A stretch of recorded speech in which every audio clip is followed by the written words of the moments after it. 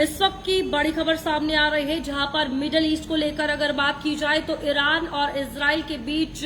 लगातार जंग जो है वो चल रही थी और इस बीच इजराइल का समर्थक यानी कि अमेरिका डायरेक्टली अब इसमें इन्वॉल्व हो चुका है। जहां पर आपको बता दें कि अभी तक 3 ऐसे न्यूक्लियर जो लोकेशंस है, परमाणु ठिकाने हैं, जिसे अमेरिका ने प्रिसाइज अटैक के साथ उड़ा दिया है और ये सारे लोकेशंस जो है ईरान की है, जिसमें आपको बता दें कि 3 ऐसी लोकेशंस है जहां पर न्यूक्लियर रखा गया है, न्यूक्लियर मटेरियल है और फोर्डो, नतांज और इस्फहान, ये 3 लोकेशंस है जिस पर अमेरिका की तरफ से अटैक किया गया है। तो पहले ईरान और इजराइल को कॉन्फ्लिक्ट को लेकर अगर बात की जाए तो लगातार यही सवाल था कि क्या अमेरिका डायरेक्टली इस वॉर में घुसेगा, इस जंग में घुसेगा या नहीं घुसेगा। तो स्टार्टिंग से ही डिप्लोमेटिक कॉन्ट्रोवर्शियल स्टेटमेंट्स जो है अमेरिका की तरफ से, यूएस की तरफ से सामने आ रही थी, जहां पर पहले डोनाल्ड ट्रंप की तरफ से ये कहा गया कि हमें इसके बारे में कुछ नहीं पता है, हम इस जंग में इन्वॉल्व नहीं है, और कुछ ही देर बाद ये कहा गया कि हाँ हमें इसके बारे में खबर थी।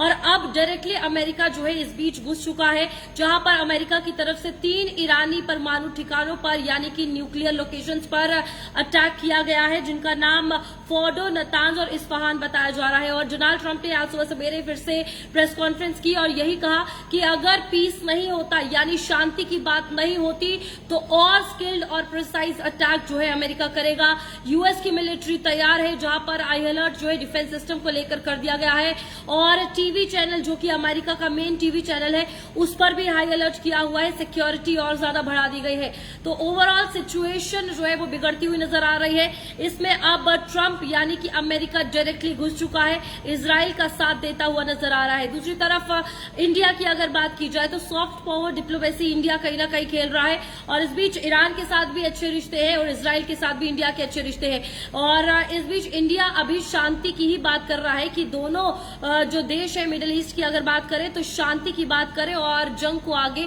ना लेकर जाए। फिलहाल यहां पर आपको बता दें कि जो ये हमला हुआ है उसके बाद ट्रंप ने क्लियरली कहा कि फोर्डो इज गोन, यानी कि जो परमाणु ठिकाना है वो लोकेशन है वो अब जा चुकी है। बहुत ही प्रिसाइज तरीके से ये अटैक अमेरिका की तरफ से किया गया है। तो यहां पर अब ईरान ने भी धमकी दे दी है कि अमेरिका के लोग और अमेरिका की जो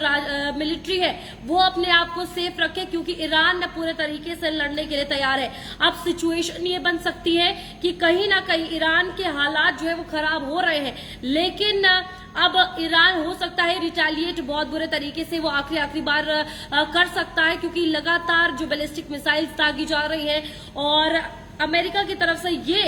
स्टेटमेंट लोगों के लिए आई है कि अब आपका इजराइल और ज्यादा सेफ हो चुका है। इजराइल के साथ जो अमेरिका जिस तरीके से सामने आया है, ओवरऑल सिचुएशन चेंज होती हुई नजर आ रही है। इसमें मिडिल ईस्ट को लेकर अगर बात की जाए तो फिलहाल वॉर की अगर बात करें तो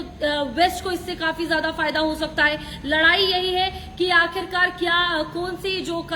दोनों देश, अगर इजराइल और ईरान की बात की जाए तो लड़ाई इस चीज की है कि आखिरकार दोनों में से ज्यादा पावरफुल कौन है। लेकिन इजराइल का समर्थन जिस तरीके से अमेरिका कर रहा है, ईरान के लिए मुश्किलें पैदा हो सकती है। दूसरी तरफ भारतीय बच्चे जो वहां पर फंसे हुए हैं, लोग वहां पर फंसे हुए हैं, उन्हें इवैक्यूएट करने की कोशिश की जा रही है, जिस बीच ऑपरेशन सिंधु चलाया गया है और अभी तक कई ऐसे लोग हैं जिन्हें फिलहाल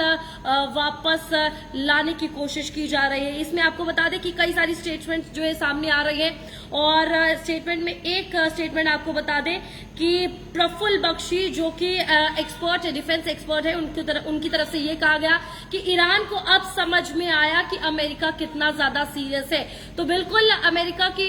जो ये डिप्लोमेटिक कंडीशन पहले बनी हुई थी, जो डिप्लोमेटिक स्टेटमेंट्स अमेरिका की तरफ से आ रही थी, उसमें ये देर रात अटैक किया गया है, जिसमें 3 ऐसी लोकेशंस हैं ईरान की, फोर्डो, नतांज और इस्फहान, जिसे उड़ा दिया गया है। तो अभी अमेरिका की तरफ से साफ तौर पर क्लियर कट कहा है कि अगर आगे शांति नहीं हुई तो इससे भी ज्यादा बदतर हालत हो सकती है और अटैक्स जो है ईरान पर हो सकते हैं। अब देखने वाली बात यह है कि आगे अब क्या कुछ कदम इजराइल और ईरान मिलकर चलाएंगे।